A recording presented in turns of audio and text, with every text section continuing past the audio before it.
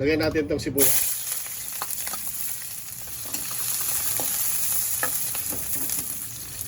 Then, garlic.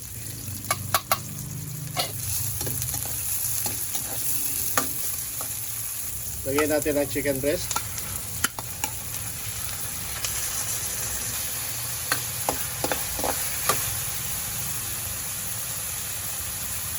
Then, ilagay na ko natin ang kamatis.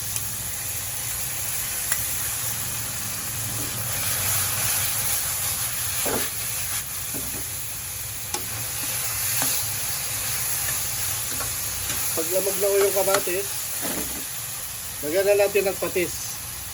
About 2 tablespoonful of fish sauce.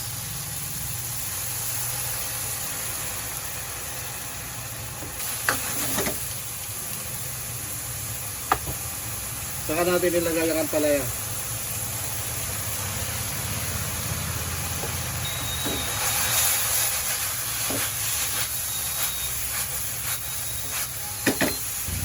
Lagyan natin ng peanut butter. Mga kalahating tasa, half cup.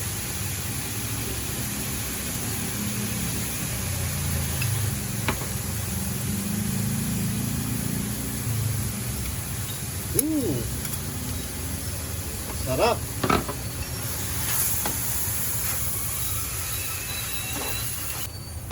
Saka natin ito sabawan ng mainit na tubig.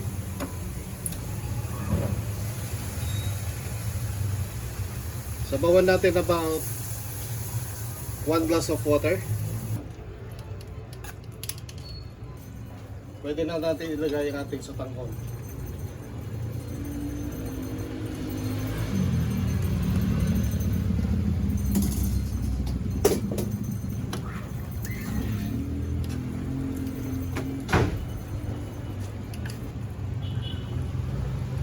Ground black peppercorn. And of course, salt to taste.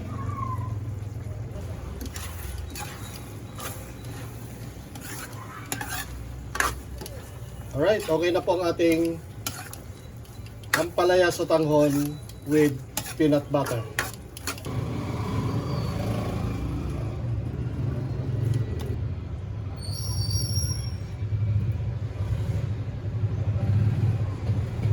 Ito na po ang ating bagong recipe. Ampalaya sotanghon with peanut butter.